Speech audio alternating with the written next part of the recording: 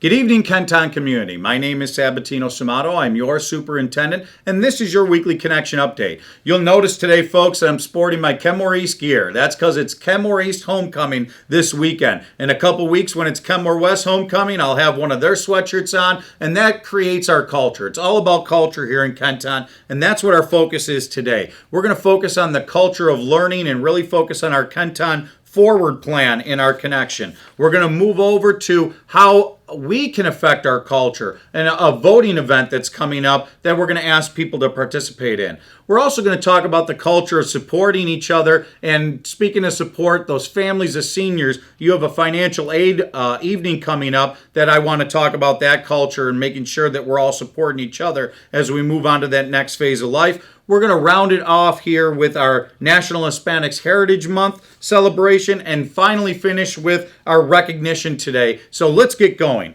So you'll notice the first part of the connection focuses on our Kenton Forward. And folks, just to reiterate, our Kenton Forward really is our plan, our district plan.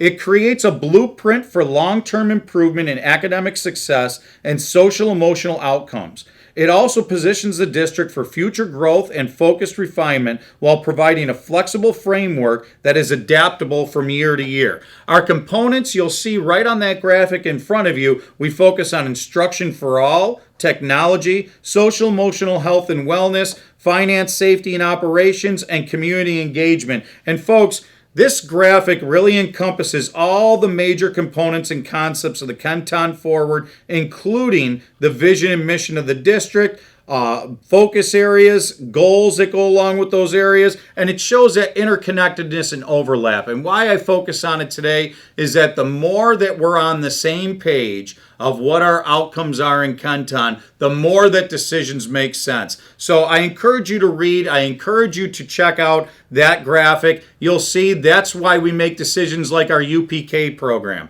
That's why we're looking at secondary programming and refining our secondary programming. It's all connected to that Kenton Forward. So that is at the center of everything that we do. And speaking of that, this next section in the connections, the title is Your Vote Matters. And what it is the Tonawanda Community Environment Benefit Program is making over $1 million in grants available for projects that will help improve the environment. And here in Kenton, there are 3 projects specifically that really will benefit our kiddos and our community here in the schools. Now, all of these can benefit our Kenton community, but these 3 specifically focus on 2 projects at Thomas Edison and another project through the Niagara River Greenway Commission, building stewardship and strengthening community pride. So folks, I really encourage you, look at that website, tonawanda.wishpondpages.com, to really take the time and vote. Voting all has to be done by the end of the day this Sunday, September 26th. And you could get to that voting by following that link. And it's really important that we come together in that community spirit and support each other, especially on some of these great initiatives. Now, speaking of supporting each other, Kenmore West and Kenmore East have a very important joint night coming up, and that's next Thursday evening. Very important for our families, especially, really specifically, our families of seniors. And that's Thursday, September 30th. Kenmore East and Kenmore West counseling departments are teaming up to host a financial aid night this Thursday. And it begins at 6 p.m. It's hosted in the Kenmore West Auditorium this year. And it's a great opportunity for families to learn about FAFSA, free application for federal student aid, tuition assistance program, which is TAP, and the entire financial aid process. We have a great presenter, Katie Kosis, who is the director of financial aid at Niagara University. And look at folks, everybody that has ever gone through having your kiddos go on to post-secondary, where they go after high school, especially when we're looking at college, university, and those post-secondary programs, being part of making sure you're doing from the beginning of senior year, that financial aid process is imperative. It's something that you cannot procrastinate. That's why this event is so very important, and that as families, as parents, we are on this with our seniors from the beginning of the year, trying to watch out for you so it doesn't sneak up on you. Can you believe it? Families of seniors, we're already getting into October of your kiddo's senior year, and it goes by faster than a blink of an eye. So this is one of those events I really encourage you to attend. Moving on to our National Hispanic Heritage Month celebration. In the second week of Hispanic Heritage Month, we focus on Sonia Sotomayor, who made history as the first Hispanic American appointed to the U.S. Supreme Court. Justice Sotomayor was born in 1954 to a working-class family in New York City. Her parents lived in Puerto Rico and didn't meet until coming to America during World War II, eventually settling in the Bronx. Her father, who did not speak English and worked as a tool and die worker, passed away when she was just 9 years old. Inspired by her family and her favorite literary character, Nancy Drew, and of course her mother, who placed great importance on the value of education, Justice Sotomayor worked extremely hard in school. She applied to a selective high school in the Bronx that required an entrance exam and even then graduated from that high school valedictorian in 1972.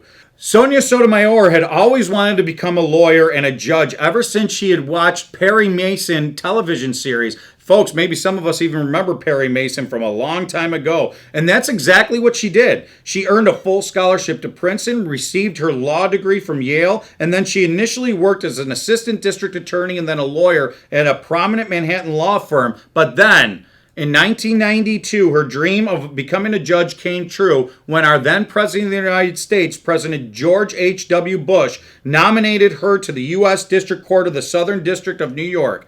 In 1998, she was appointed to the U.S. Court of Appeals for the Second Circuit, and then finally in 2009, President Barack Obama nominated her to the U.S. Supreme Court.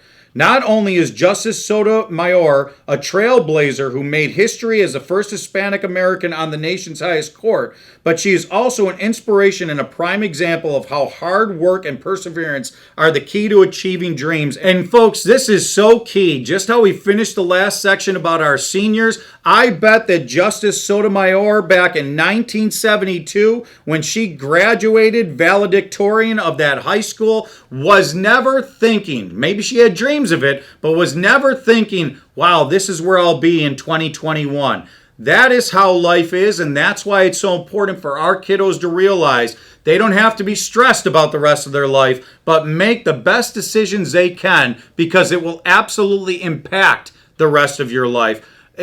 Perfect example of what hard work and dedication can achieve, and we know all of our kiddos have it in them.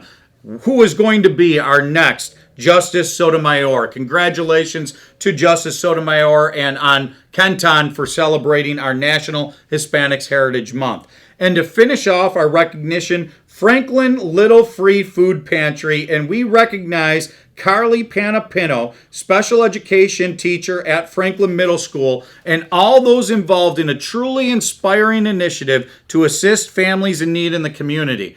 During the COVID-19 pandemic, Ms. Panapino set out to create the Little Free Food Pantry outside the school that families in need could access at any time. She purchased the materials and enlisted the aid of a group of local Eagle Scouts, Ryan Schlob and his father, Don Schlob, along with their grandfather, Don Schlob Sr., as well as Dan Dalkey, who volunteered to help build the food pantry, which stands along the sidewalk in front of the main entrance. With the help of her students and the Franklin staff, she has collected food items, raised money, and created an indoor stockroom to replenish the outdoor pantry, which is now available for families in the community.